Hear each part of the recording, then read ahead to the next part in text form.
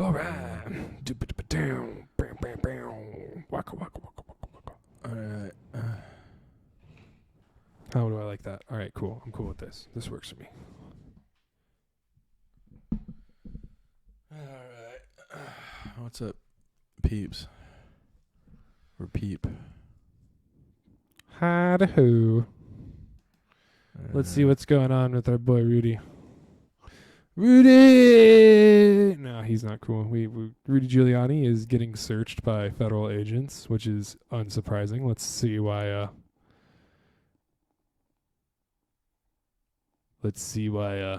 What's going on with that? CNN has now confirmed developments that were first reported earlier this hour by the New York Times, and they are huge. Federal investigators served a search warrant today at former Trump attorney Rudy Giuliani's New York City apartment and potentially seized electronic devices belonging to the former New York City mayor and Trump confidant. Let's bring in our justice correspondent. They finally got Joe Biden's son's laptop to the FBI, man. Let's Evan Perez for more details. Evan, what more do we know? Well, John, this is a decision that obviously would have had to get approval by the highest levels of the Justice Department. Lisa Monaco is now the Deputy Attorney General as of last week, and she would have had to approve of taking this step under a memo that was issued at the end of December by then Deputy Attorney General Jeffrey Rosen. Rosen had been wrangling with this issue in the closing months of the Trump administration, John. This is a request that the Southern District of New York, the prosecutors there, had made to headquarters of Justice Department to get approval to get this very intrusive, very unusual, obviously, warrant against the president, the sitting president's personal lawyer. And so this is something that got the attention of everybody at the highest levels of the Justice Department at the time. And at that time, they decided that there was not enough evidence. They believed that the prosecutors needed more before trying to get this warrant. Again, they wanted to get electronic devices. They wanted to get documents. They wanted to go to his residence, to his office.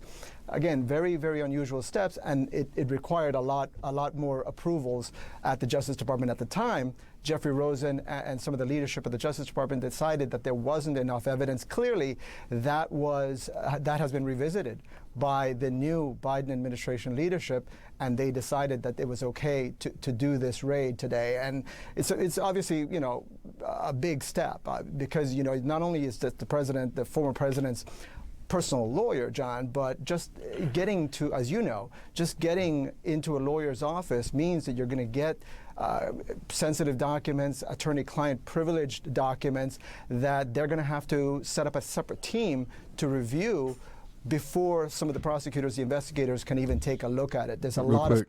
What is this search on Giuliani related to? What charge or case or whatever investigation? We don't necessarily know too much. There was rumblings consistently during the latter part of the campaign that there was a Trump tax fraud case potentially that was getting pushed on him in New York. I'm wondering if this is linked to that, if they think that these might be physical transcripts or have some type of stamp of some type of interaction happening. But again, related to what case potentially?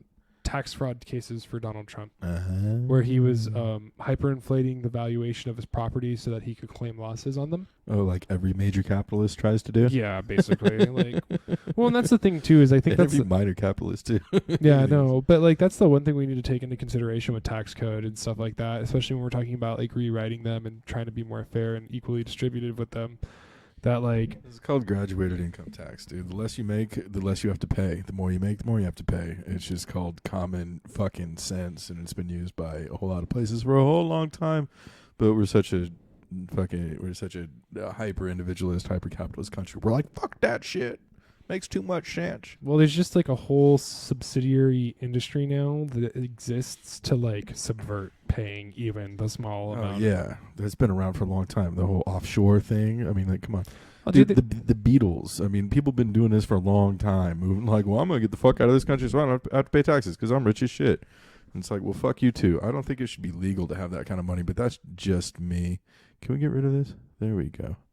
Anywho's, yeah. I really got to get rid of this beer belly But of course, when I do, then what am I going to rest my microphone on? Your rock hard abs, dude. You'll be able to wash your shirt with just a little bit of soap. It's just like, ugh. That's funny. Why would? Anyways, all right. So Giuliani got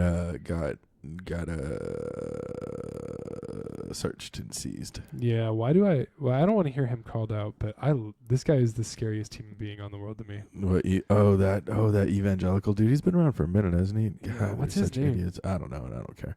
All right. Have you ever seen the metal versions of these dudes? The metal versions? No. Hold on a second. So what's the end game on this thing here? I'm not exactly sure, dude. I think we're gonna find the details out though. It'll be unfolding from this point forward based off of what information they get from him. Fascinating. I think just getting, like they're saying, getting into a lawyer's fucking house for physical and digital records is It's a big deal. yeah, and It's that's a why big there was deal. hesitancy and stuff. Apparently they needed more information to actually get the warrant, and they actually did get the warrant. And Yeah, and so I mean, as problematic as it can be. Well, anyways, yeah, it's nice to see some skeezy people potentially being held accountable. That's what this is actually tied to. It's tied to the Ukraine scandal. With this like influence peddling. Yeah, basically, like it wasn't even just influence peddling. It was a situation where I think it had a little bit to do with our military and everything too. Like they hinged like we're gonna give you aid if you promise to give us dirt on like Hunter Biden or something. I don't know. Is that the thing? It's apparently Donald Trump. Like there's a serious camp that believes that Donald Trump was not like an active Russian asset, but a tapped Russian asset for quite some time. Yeah. Like not that he was actively working with them, but like they knew. Well, I mean, like, people have long surmised, and I think probably rightly, about Trumpios, his soft stance toward Russia, and they're like, what do they have on him? Well, dude, he's borrowed money from Russian oligarchs. He has good relations with them, and I think that's literally like the extent of him being a prog is that like they know that they could make him like them, and I think that's all they needed. That's all they fucking needed. They didn't need him to actually do any spy shit. It's literally just like. He just wanted their. He wanted to be one of the boys. Yes and no though. I don't think that's quite a maybe, but I don't think I'd be surprised if that was enough. Don't forget the alleged PP tape as well, and no kink shaming. I mean, whatever, consenting adults, but just it would obviously have major political ramifications because it's not just the average person that we're talking about here. We're above average douchebag. It's a little below average down there, from what I hear. Well, hey, no penis shaming either, man. Ain't no shame in the game. Only him. As my friend used to say growing up, his pickup line was literally, "Hey, I'm so and so, and I'm hung like a stud hummingbird." That was his like pickup line, and it made women laugh. And anyways, I saw him get numbers with that line, which is always cracked me up. But I mean, he could just be a charming guy. It wasn't just the line. But anyways, he was also a poor guy. He did some pretty shitty shit, but whatever. It's all good. People do shit. Preacher with no A. Hey, I found it. Today, we speak to this atmosphere. This is hilarious. I love the chorus, like the repeaters that he's got. Like That is genius. Like, this is such a good niche. No, this chorus. Oh, I know, but it works so well, dude. Like, you told me this is a King Diamond song, dude? This is so weird. I wonder how much they get paid to just stand there and repeat what the fuck he said. Those eyes, man. Yeah, talking about someone who looks like they're possessed by a demon. Oh my god. This is so funny. Who is this guy ripping? It's really just like basic Sabbathy rippage. Like it's so great too because it makes you realize that like these gospels preachers, that intonation, They're just it makes it really explicit that they're literally This is ripping. hilarious. They're shills. He's having a hard time taking himself seriously there. God, does that look human though? That face does not look human. Oh god, it's so creepy. Oh, this looks awesome. Nice metal hair, bro. Okay, can we move on from that? We just Hold on, we're gonna go down this rabbit hole one rung further. Come on, remember we're only going for an hour, so let's not waste time. Everybody's favorite Inside Edition. Dude, you just got to Morning, see this for 2 sir. more seconds. We'd just like to ask you about why you don't Oh, want is to this fly him again? commercial. Why have you said that you won't fly commercial? You said that it's like getting into a tube with a bunch of demons.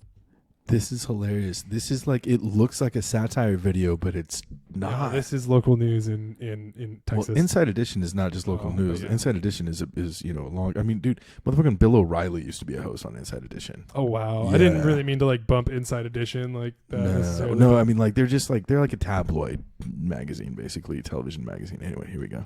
Why do you think that? No, listen to me just a second. Her tone is hilarious. Not the people. The main reason is because of the need. If I flew commercial, I'd have to stop 65% of what I'm doing. That's Why, really the main. why is that? Dude, the facial expressions though, just like watch him, like you can tell. You can. how do I? Because Jesus said so. Gotta go.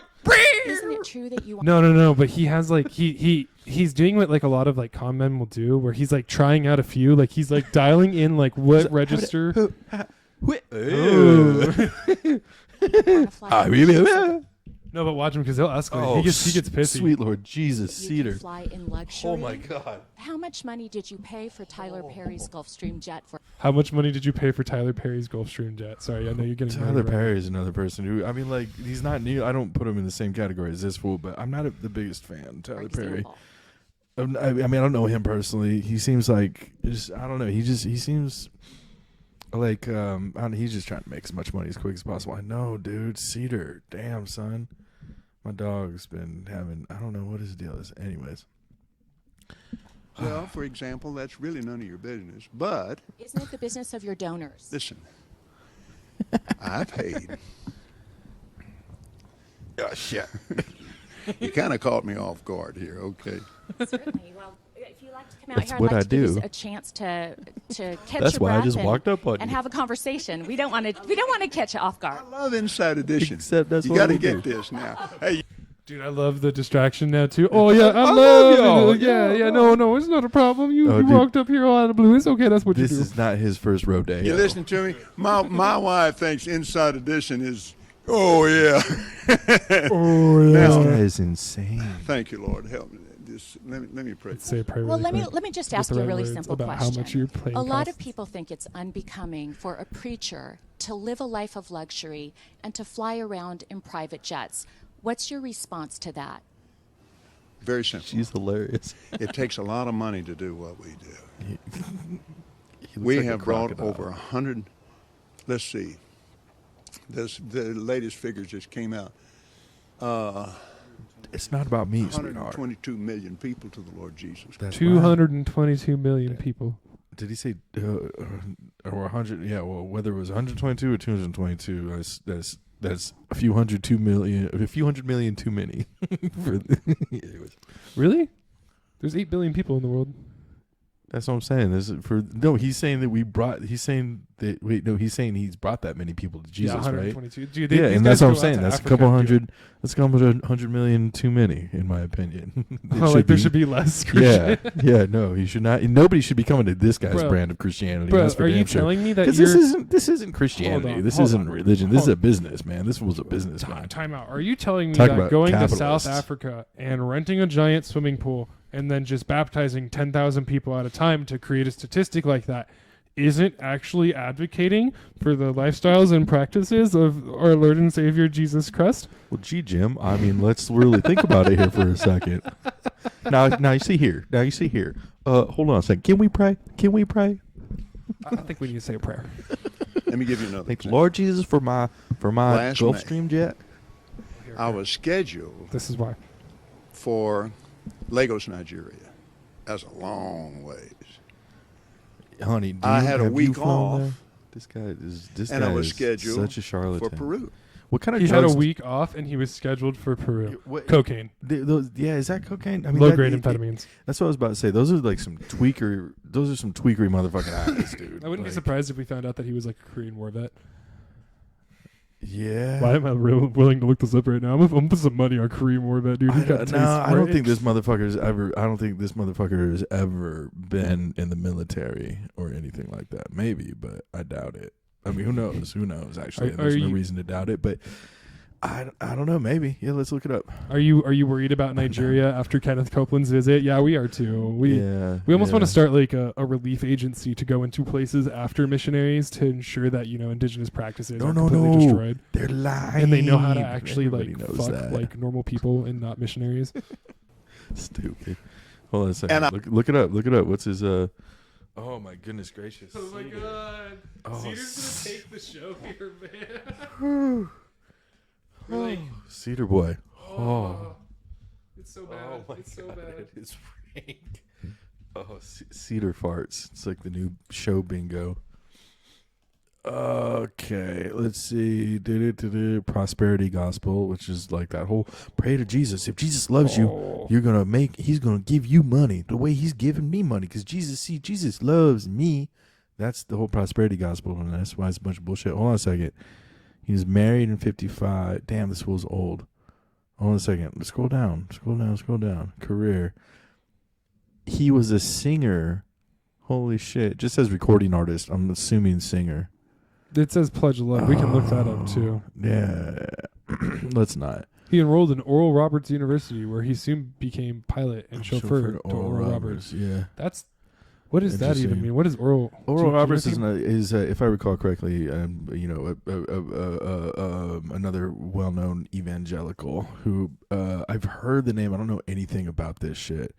Yeah, founded his name after his founder, evangelist Oral Roberts, and is accredited by the Higher Learning Commission. Well, that's too bad. Anyways, so yeah, creepy. No Korean War experience. Don't look like. He just picked up the methamphetamine the normal way with the way you find it in Oklahoma. Sex workers and hotel rooms. Nothing against sex workers, but or hotel rooms. Yeah, no, meth is a bad drug, but I mean, like, as long as you're only hurting yourself, who's to say no? I personally stand on the side of things to where these things should be regulated, to where you have clean drugs for people who are going to do that. And there should be rehabilitation centers. You got adequate health care and all that stuff. We'll get to that. But here's the thing: is I wonder if that's a lot of contacts. I prayed about it, and I thought, I'm not missing that dedication in Jerusalem. No, he's without on the some airplane. Shit. Could just be farmers. Could he just be popping them like the pharmaceutical? Dude, I actually know exactly what that is. Man. I know exactly what that is. Dude, so in high school I was dating this demon, and I used to like get drunk off of his semen, and I think that's. Sounds like you had a wild time in high school. Tyler's one of the greatest guys. He made that airplane so cheap for me, I couldn't help but buy it. Well, my question then, okay, all right, but I want to get to the demons, because people are very concerned about that comment. Give me a chance here, Inside Edition. I love your eyes. And he's such a creep. Here's what happened. He's such a creep. Do we have to watch any more of this? We flew. Nah, I got my... Yeah, we got what we needed out of it. We got what we needed out of it for sure. I just want to know how much a jet costs that would be irresistible to buy. What's that? I just wonder how much a jet costs that's like irresistible to buy. He just made it so cheap for me. So cheap. I just had to do it. I just had to do it. When the Lord is given an investment opportunity, he takes it. Oh my God! Yeah, that's gross. We have addictions, and those that are. All we got to do is realize that as human beings, we have addictions, and those that are serious and doing damage to us, we need to control and control medically. This was all initiated by Richard Nixon. He wanted to punish the black people, and also he wanted to punish the anti-war group. He moved cannabis to a Schedule 1, which treated it like all other drugs. The whole problem with addiction is a public health problem. It's not a criminal problem. And so the tragedy is that we lock up more people in jail than any other country.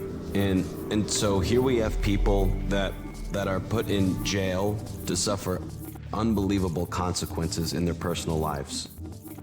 The answer is to treat the drug and the addiction like an illness, like a problem, rather than a criminal problem. It's a public health problem. Yep, just common sense, real quick and short and sweet. Yeah, and it's one of those things, too, that... Hit that cancel. I think it's one of those things that... all the data supports what they just said, so... Yeah, no, 110%. And I think the more and more data we have on it, the more and more we realize that like childhood trauma creates neural pathways that like are similar to that of people with PTSD and other things that lead you to needing intense experiences to feel anything. Yeah, Gabor Mate, Canadian Hungarian, I think he's. His family was Jewish, had to flee the literal Nazi Holocaust. Like Nazi troops came in and like occupied a town where he was living, and the parent he was an infant. He was like 1-2 years old maybe, and his parents told him the story that he wouldn't stop crying. Like he just would not stop crying. Like once and the doctor came and basically said to his parents like, all the Jewish babies are crying in town right now because they can sense their parents' fear and apprehension with what's going on around. That guy, really interesting story. If I recall correctly, Gabor Mate. So that anyway, he I think was like spell that Gabor Mate. Yeah, and his son is Aaron Mate, who was a co-host on who was briefly a co-host on Democracy Now. But yeah, Dr. Gabor Mate, this guy, Hungarian Canadian physician. If I recall correctly, he was like teaching high school English or something. Oh, nice. Hey. He was teaching high school English or something like that, and just like wasn't professionally satisfied. If I recall correctly from an interview that he gave on Democracy Now! Years ago, he's been a frequent guest on there talking about how punishing people criminally for nonviolent drug offenses is double jeopardy. You're basically punishing people twice. People who have, anyways, long story short, he was like, if I recall correctly, he was teaching high school English and just wasn't satisfied and went back to medical school and then, and got into trauma and addiction and the correlation and all that stuff. And now he's like a leading expert in that field. So kind of interesting, but he runs methadone clinics in Toronto, I want to say, in Canada. And interesting guy. But long story short, he's saying there's a direct correlation between sustained early childhood trauma and full-blown addiction, where exactly like as you just said, most people can try most drugs, not become an addict or whatever. So there's direct correlation between full-blown addiction and sustained early childhood trauma because it interrupts brain chemistry development that usually occurs inside the womb for other mammals that have longer gestation periods. Humans have a relatively short gestation period for mammals, and so brain development that occurs within the relative safety of the womb in other mammals, for humans, it's still occurring after we're born. And that's why they say the first 5 years of a person's life are very formative to these things. So long story short, he was saying in this interview and his research that most people, most of the time, the emotional baseline is like, I'm okay, things are going to be okay. Like, yeah, you got ups and downs, stuff like that, trauma and joy and happiness, blah, blah, blah, blah, blah. That's most people's emotional baseline. Is a sense of normalcy, right? Exactly. Yeah. When I heard this, though, it was like a light went on for like understanding a lot of ways I've been felt my whole life. I'm sure you can relate too. Oh, dude, it took me literally 6 months of therapy to realize that like I wasn't manic. This is what people feel like when they're not depressed. Exactly. Well, yeah, that's good. Yeah, that's good. That's good to not be that. Exactly. And so long story short, he was saying that's why. And so for someone who's had sort of that interrupted, that normal brain chemistry development interrupted, the emotional baseline is I'm not okay. Things are not okay. Things are not going to be okay.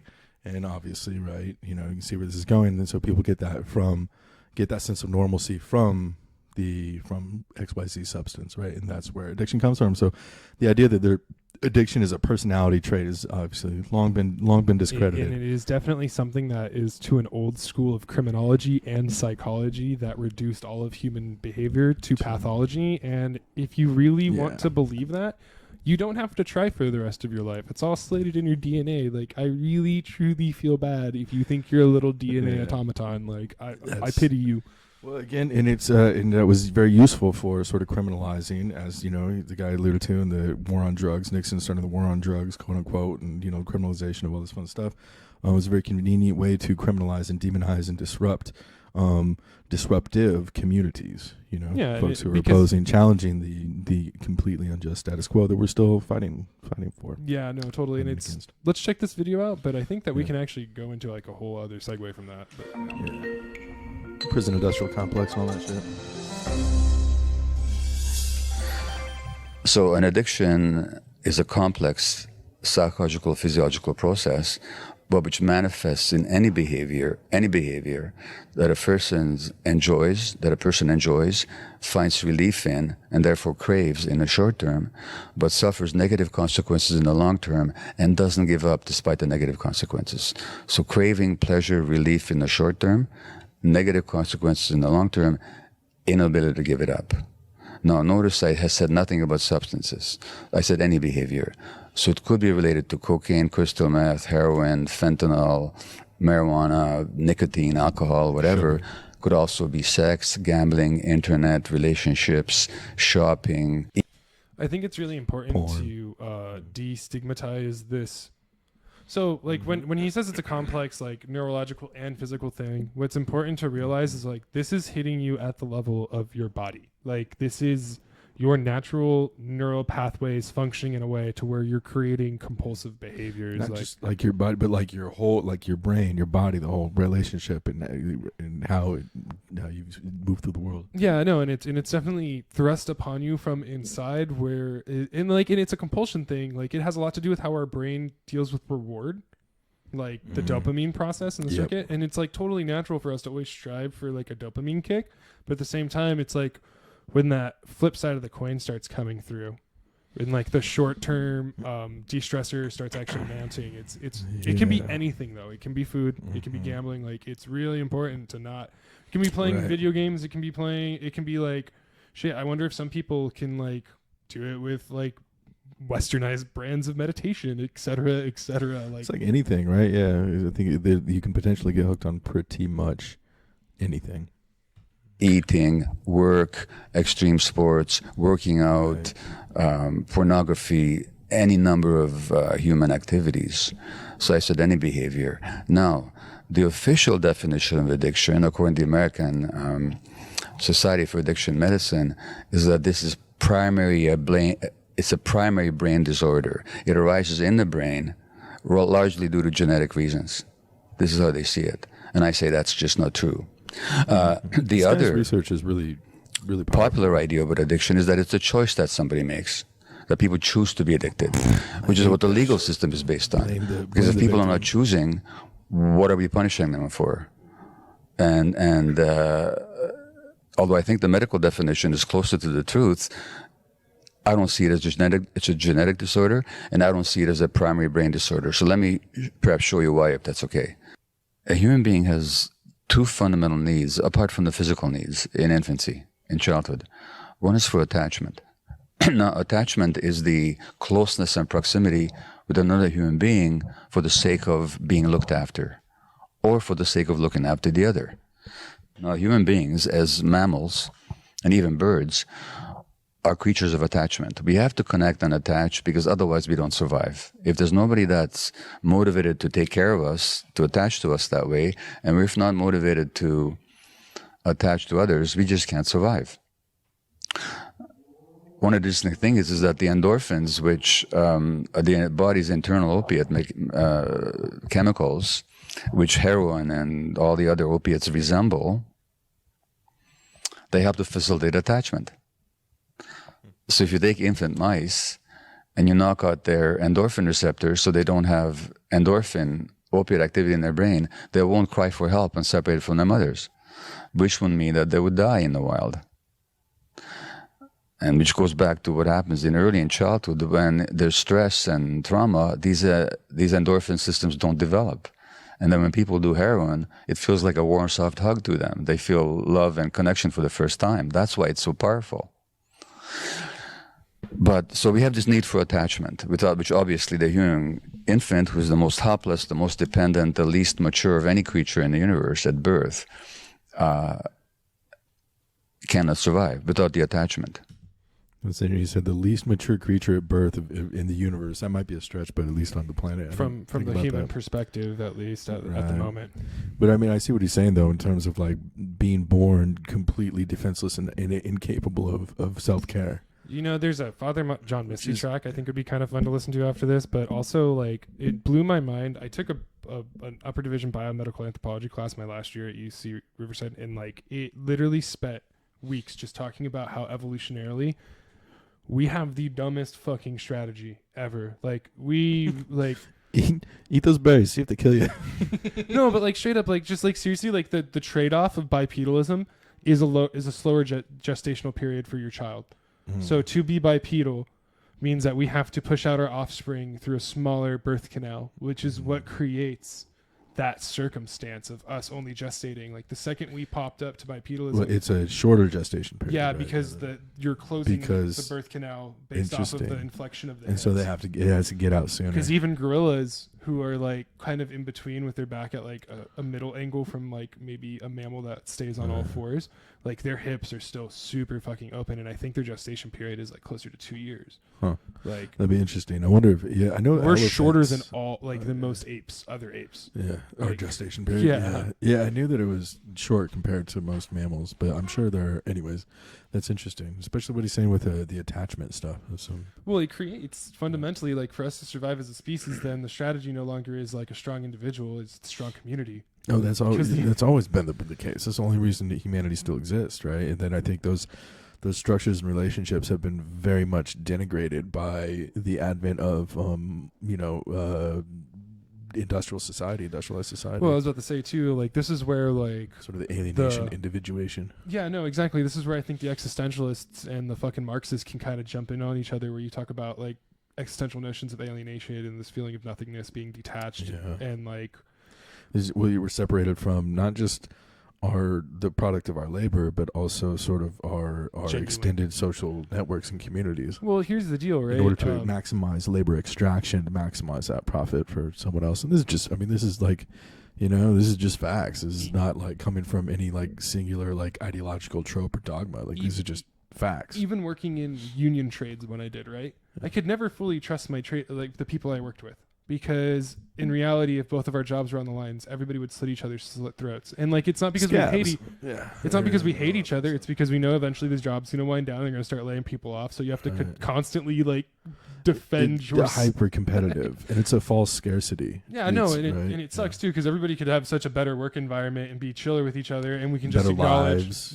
we can just acknowledge the reality of the circumstance. But instead, like, you don't get to have that actual attachment. No, because somebody else needs a third fucking beach house and a second yacht or whatever the fuck. Yeah, well, because the people like that piece of shit Kenneth Copeland evangelist because Tyler Perry just made that Gulfstream jet so cheap for him he just had to buy it. Lord, it would have been a sin not to buy it. Fucking scumbag. There's lots of great people with southern accents. I don't want to be one of them like West Coasters. It's like left coasters. It's all like deebity twang. Like there's plenty of intelligent people with that accent and plenty of idiots who sound like us. There may be more idiots, though. I don't know about that, man. There's everywhere, all around the world, stupid people are breeding, and I don't even have a TV. Sorry. Quoting us. And that attachment relationship, given that we have the longest period of development of any creature, well into adolescence and beyond, attachment is not a negotiable need. But we have another need, which is authenticity. Now, authenticity out of the self means being connected to ourselves, just knowing what we feel and being able to act on it. So that means our gut feelings. So let's look at how human beings evolved. For hundreds of thousands of years, and for 100,000 years or so of this species existing on Earth, how did we live? We didn't live in cities and houses and so on. We lived out there in the wild. Right, and the way we live now in this sort of like this industrialized society is a real recent thing.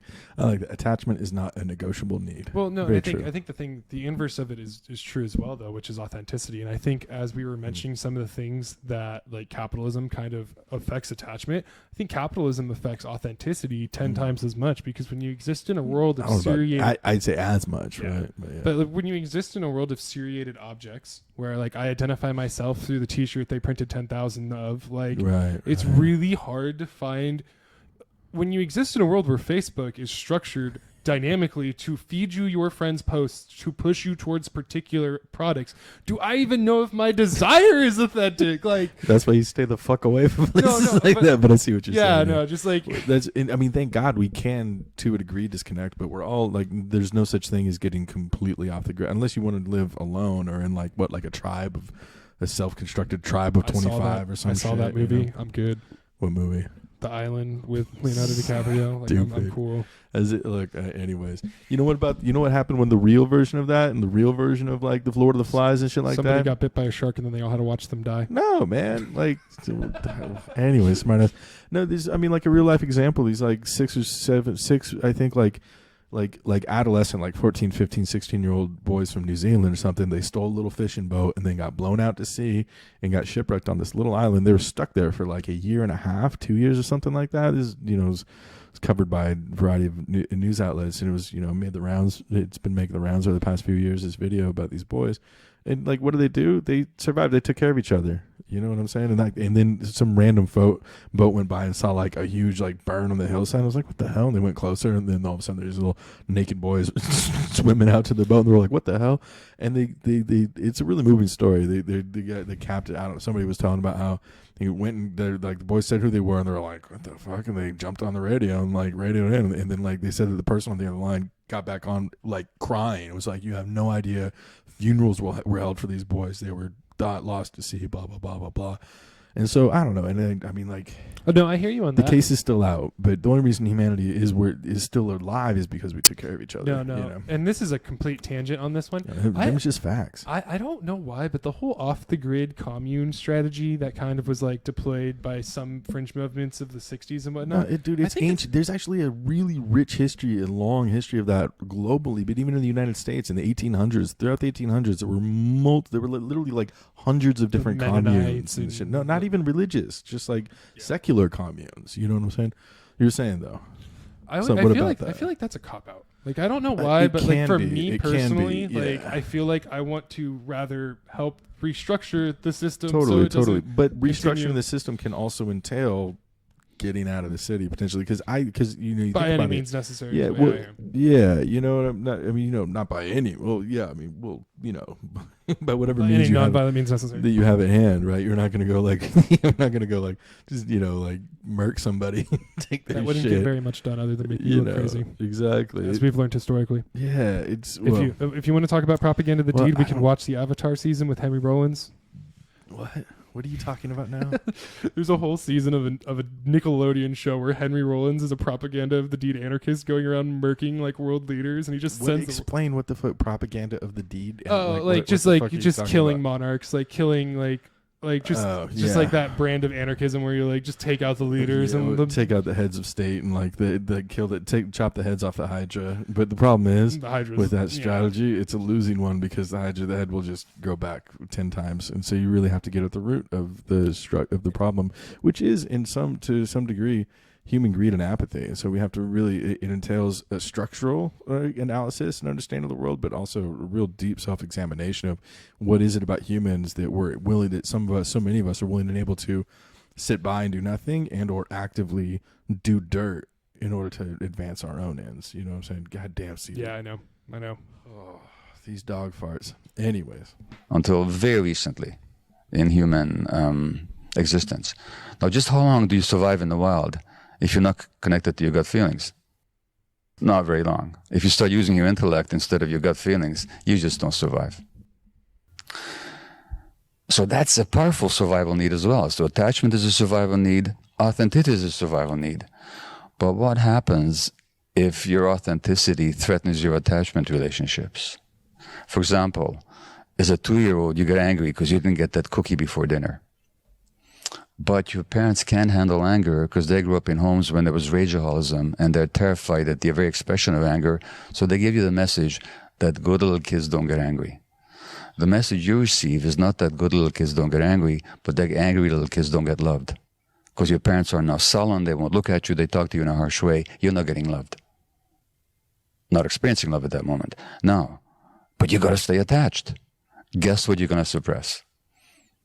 The authenticity every time.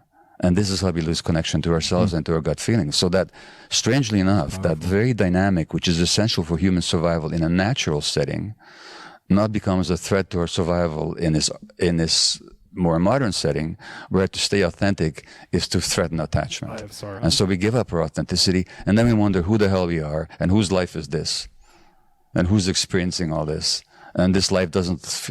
and who am I really? And so that's where the reconnection has to happen. That's where the healing happens, is with that reconnection.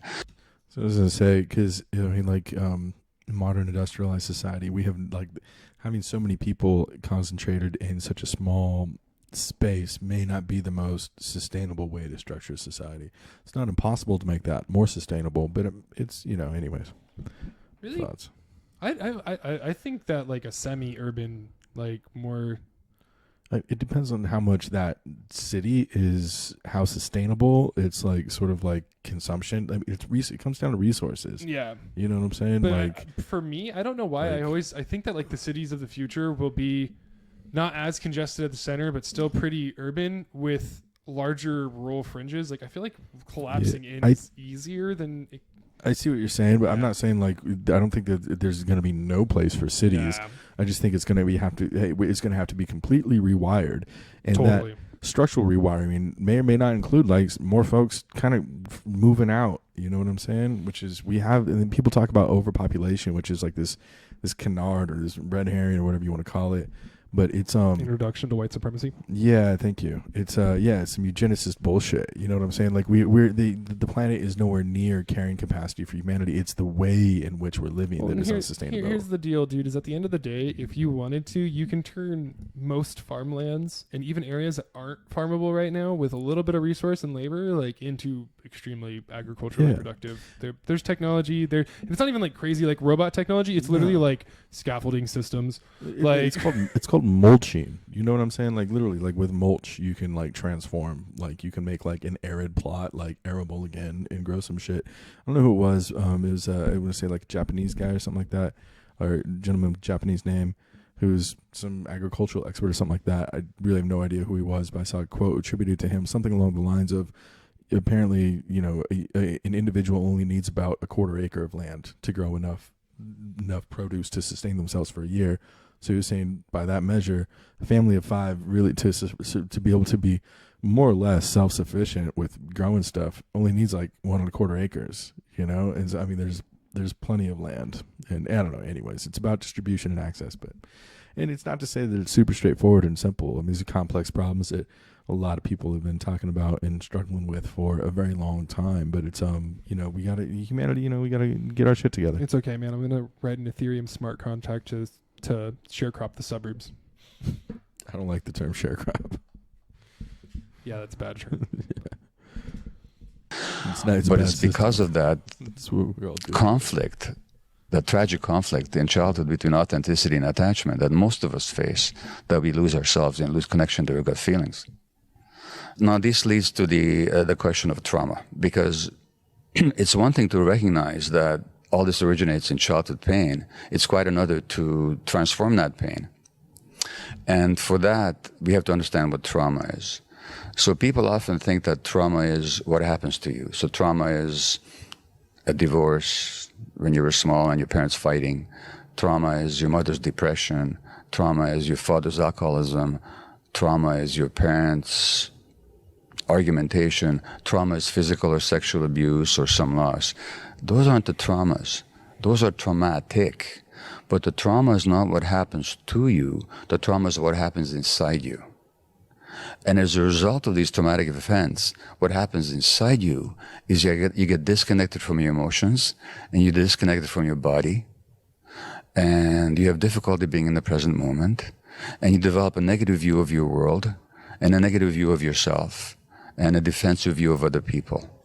And these perspectives keep showing up in your life in the present. So in other words, the addiction is not the primary problem. It's an attempt to solve a problem.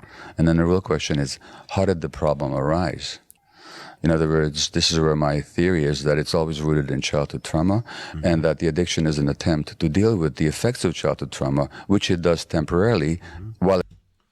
So, like, not to say that he's wrong or anything like that, but I do feel that the trauma that you would need to sustain from this is something that, if you find normative society unfulfilling, if fucking climbing the career ladder or being a good little scientist or nurse or doctor doesn't give you that authentic self-feeling, I feel like you literally fall in the category of being susceptible to this shit. Like, potentially, and obviously I think there's a spectrum here. He's not saying that it's one size fits all by any means necessary. Well, it creates even more problems in the long term.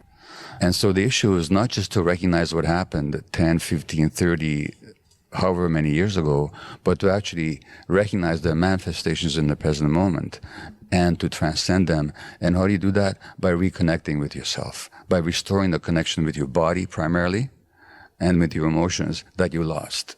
And once you do, when you found these things again, then you have what we call recovery. Because what does it mean to recover something? It means to find it again. So what is it that people find when they recover? They find themselves. And the loss of self is the essence of trauma. So the real purpose of addiction treatment, mental health treatment, any kind of healing is reconnection. Word. And I think there's an argument to be made that this sort of, and again, it depends on where you fall in terms of enjoying the benefits of modern industrialized society, but the fewer benefits that you enjoy, the more that you are the exploited basis of that upward supply chain, the more traumatic just living in society can be, like you were saying. Yeah, I think the other thing too that's really interesting about this, and to tie this into some of my nerdy philosophy stuff, what's cool about this what's cool about this perspective is it vibes very much with me with like what Aristotle would talk about with ethics. And to the Greeks, and especially the classical Greeks, they never wanted to write ethics. Like their ethics books weren't like, oh, you shouldn't do this. It was like, if you have 5 cows, you should pasture them like this, and you should let your wife fuck a slave every now and then if you're gonna fuck your slaves too, because she's just gonna get mad at you over time. But like there was this like really practical home economics, like connect with yourself, know thyself shit happening there. Aristotle's like, wasn't that written over the door of his school or something? Know thyself. Yeah, this is Socratic. That's Socrates says it as he dies, and Plato and Aristotle. Whatever. And to be clear, these ancient Greek dudes are I feel like the discipline of philosophy, and every major discipline, academic discipline,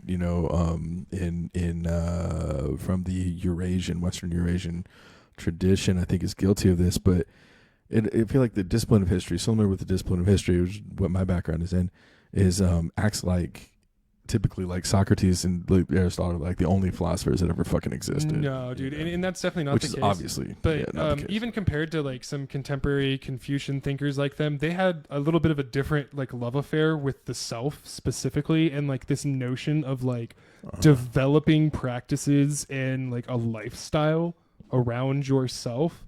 And I think there's something that Nietzsche picks up on there too, and it runs through the existentialists who talk about it a lot too.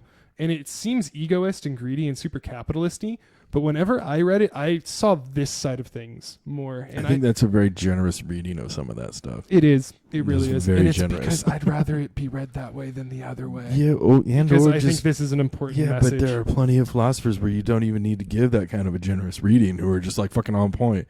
More contemporary examples, Hannah Arendt, Grace Lee Boggs, like the list goes on.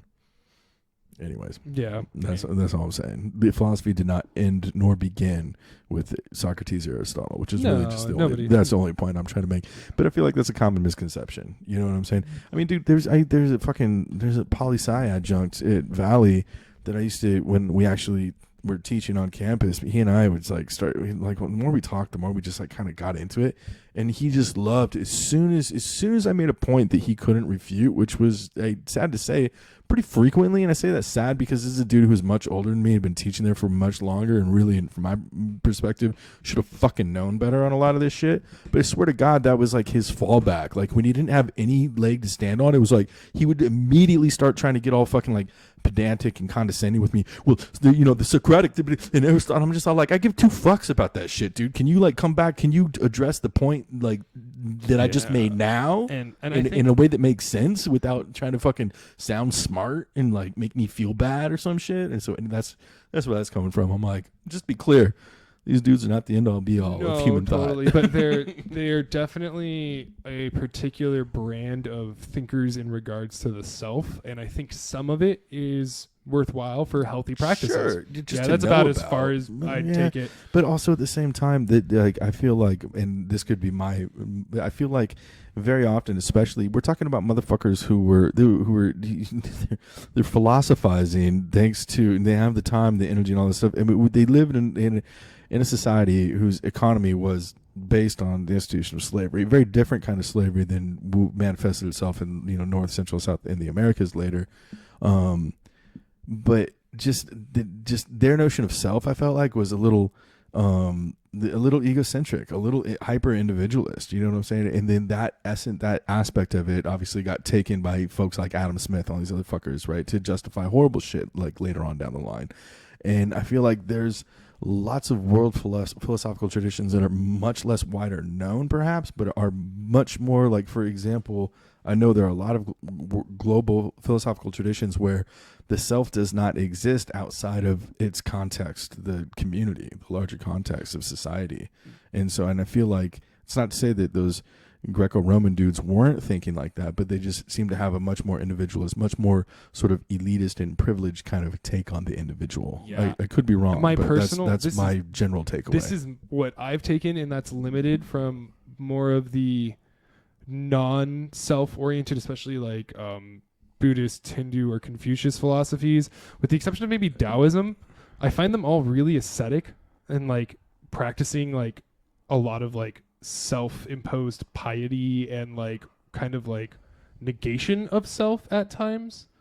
And I've never vibed with that, which is why I preferred the Greek cats a little bit more. And again, I feel like there's a major misreading there. You know what I'm saying? Because like, yeah, there's that, you know, I think it's, you know, Confucianism, Taoism. I'm sure I'm mixing things up here, but there's, you know, the notion, Taoism. The notion of, but there's a lot of overlap between Confucianism and Taoism, to my knowledge and understanding. Too. Yeah, they're in certain places, and especially since these religions are practiced intermingled largely by the populations. So yeah. Yeah, well, it's neither. Here's why all that is, I think, dangerous, is because we're painting real broad brush strokes of entire philosophical traditions, and so there's this. And I feel like the truth and really the good stuff is in the twain. You know what I'm saying? Because like obviously being hyper individualist, elitist, you know, privileged through the extraction and exploitation of other people is bullshit. And obviously like losing your whole individuality just to serve the collective or whatever, and you don't matter, like that's obviously bullshit. But the fact of the matter is, neither of those philosophical traditions, they're both of them. I feel like there may be sort of like tendencies towards one or the other, perhaps, but neither of them. That does not describe either of them in their totality. And again, we're talking about two. We're talking about 2 points in a multipolar, multi-pointed world. You know what I'm saying? And that's why I'm just like, that's why I wish the conversation we could. And I'm encouraged, you know, with the digital age, more people have more access to more information than ever before, good and bad. But I like to think that we can sort of incorporate more from those lesser talked about, lesser known, sort of marginalized philosophical ideas in schools of thought or whatever, you know, that don't necessarily have to be. It's not an either or, it's a both and. Like, you as a person matters, and yes, you as a person, each individual as a person, only exists within the context of larger society and community or whatever that may be. Those are not irreconcilable things. You know what I'm saying? And coming back to this, I feel like authenticity and attachment and all that fun stuff is coming from like this is best experienced and best manifested in a society that recognizes the value and the necessity of both of those things. Yeah, totally. And I think for me too, when I talk about a lot of this stuff, like I view my personal philosophies of how I approach myself differently than my political philosophies. Like I'm bootstrappy as fuck with myself. I do not think that should extend to how I view other people, though. It works for me because I like setting goals for myself and fucking pushing. That's not bootstrappy, though. That's just called being motivated or enthusiastic or having a work ethic or being committed or passionate about something. That does not have to. That's not bootstrappy. You know what I'm saying? That's just that, like in the sense of like pull yourself up by your bootstraps and nothing else matters. Like those are very different things. Yeah, I guess like we're also talking at degrees of gradient here as well. But I do think that like at times when you approach these philosophical traditions and some of the ones where you want to go immediately and be like, these things extracted to a political stance or to ideas about governance, yes, they can be toxic. I think that on a personal level at sometimes though, these things are different. Scoot in a little bit. I was worried about that just a little bit. I was like, I think you're just getting off camera there. Anyways, you're saying, sorry. Yeah, that some of those philosophers who seem a little like course politically, they're not talking on a political register. Like they're talking like. What do you mean? Like who? Give me an example. I think Nietzsche is one of the ones like who you should not abstract anything he says to any political thing ever. He is talking to you about himself and about how he thinks individuals function. Like and he goes and he was he went off on some weird fucking tangents. Especially I mean like towards the end of his life, my understanding like he was mentally maybe not in the best place. Will to Power. Nobody reads that book. Because you shouldn't, because he was already insane. His sister was like hanging out with like the forerunner to the Nazi group and like was selling him as like a mystical white supremacist messiah. And he's sitting there like catatonic from syphilis, like in a wizard hat. That's not. And he's like, "Would you like to shake Nietzsche's hand?" Like, that's not good. That's not good. Yeah. So ignore that stuff. But like an essay homo when he's like, "Yeah, Wagner's a dick. Fuck all these anti-Semitic dudes." Like, yeah, we could listen to that. Yeah, exactly. It just shows demonstrates people are people. Anyways, all right, let's finish up this video real quick. Like, nice long tangent there. Yeah, the philosophy ones tend to be. Right. Oh, nice. True that. You can really feel like it, but you're not. This is like some new age hippie kind of stuff, but again, that connection to your true self comes with interacting with other people and, developing and maintaining and sustaining healthy relationships. So to do more philosophy talk. So Guattari is actually the guy who created the group methods that are used in AA and other things like that. And I think that the methodologies for group therapy, especially since that's where a lot of people who have resource to public health, access to public health, like especially on the lower end of things, like that's all you're probably gonna get. You get group therapy because they don't pay for you to see someone individually. Yeah, but even just that experience of seeing yourself in the other as you relate to other people tell their stories and to watch the inverse of that happen can really help you get to that place where you're back in touch with yourself and your emotions by predominantly just actually legitimately re-engaging your empathy, like on a very human level. And feeling people be empathetic towards you, feeling that level of support. Like every like suicide survivor and everybody, so many people that you see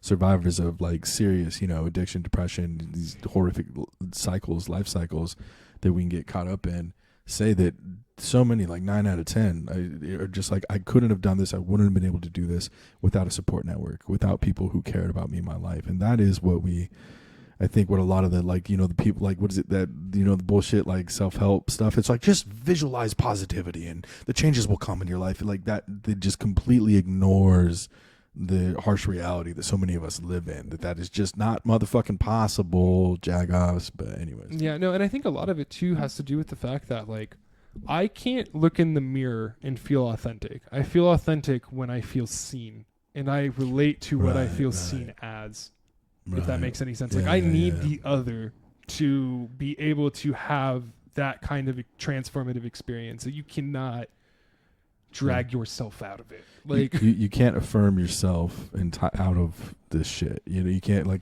no amount of self-affirmation is going to necessarily like save you per se. Hence why Jordan Peterson, the fucking right-wing psychologist, literally put himself into a coma to kick benzos. He was not able to fucking bootstrap his ass out of fucking. Yeah. Speaking of low-grade amphetamines, but yeah, I mean, again, on a human level, I feel for the guy. I feel for anybody who's struggling with like addiction and substance abuse and stuff like that, and everything like that. It's horrible. Bad times. Exactly. Oh, his wife, divorced or passed? I believe she was dying of cancer, and he started taking benzos as a means of like. Didn't she survive that though? Maybe, I thought she did survive. Maybe it was just going through. I think he was just going through some shit. I don't know. Anyway, but I mean, he's like, a piece of shit as a human being. Yeah, I mean, like, as far as I'm concerned, he just, his whole anti-trans position and stuff like that, and then like the way he spends, he's like, I'm not anti-trans, you're anti-free speech. It's like, nah, motherfucker, you're being a dick. I mean, like, I refuse to recognize, someone's chosen pronoun. Like, that's just bullshit. I'm like, you're fucking bullshit. It's like some comic I saw. He's like, I'm from New York. Like, we don't give a fuck. He's like, there's a homeless guy in my neighborhood I call Beyonce. Like, we all call Beyonce. Like, I don't give a fuck. What do you want me to call you? Okay. Like, what difference does it make in your day what the fuck someone wants to be called? I think for me with Jordan Peterson, though, is he specifically at times has made comments in regards to systemic racism, because he also doesn't believe that exists. And he blames systemic inequity on, like, character faults of the group, obviously. One of those being addiction. So for him to get fucking cucked by benzos. It's ironic. Yeah. Ironic. It's like, oh, really? Cucked? What? Really? Cucked? Is that the most appropriate term that you can dude, I'm sorry. I use right-wing words back at right-wingers, dude. If they get to have fun with the meme language, but consider the term, though. You know what cucked is referencing, right? No, Elliot, enlighten me. I'm completely... For those who may not know, I'll let you use Urban Dictionary. But I'm just saying, is that really the metaphor you want to be using? Whatever. Knock yourself out. It would hurt him the most. But that doesn't make it good.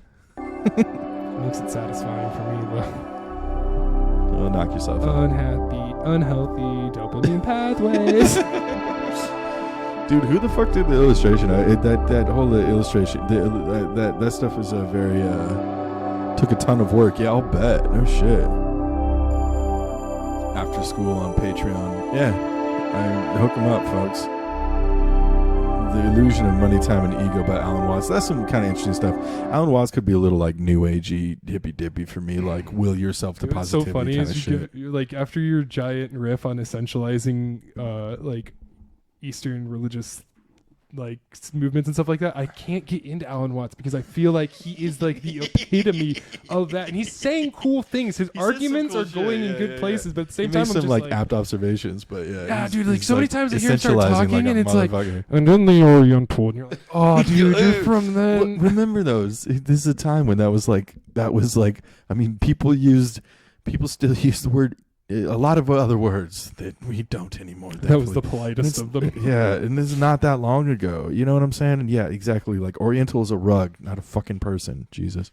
But now we can. But that speaks to how racist shit still is. Like I sent an article to homie today. Here thinking about a Persian rug and how terrible that word is. You know what I'm saying? Exactly. But like apparently there's a legal term called Chinese walls, and it's referring to like those sort of like folding like room separators or whatever. They still use that as like a legal term. They go Chinese walls. I mean, how racist is that? My God, cedar. Oh my God. Why are these even documented? There's no structural bearing for them. Oh my God, dude. Yeah, why? We're taking a 5. We're at an hour, and I think we may or may not be back. But thanks for tuning in. Hey, we got 3 viewers. What? Thank you for tuning in, guys. We appreciate hanging out. And we're gonna chop these up and put them on YouTube at some point. So that'll be a thing at some point. But word. Thanks for tuning in. Thanks for tuning in, all 3. Hasta la próxima. Hope you got something. Hope you laughed at least once or twice and maybe learned something. Ciao, ciao.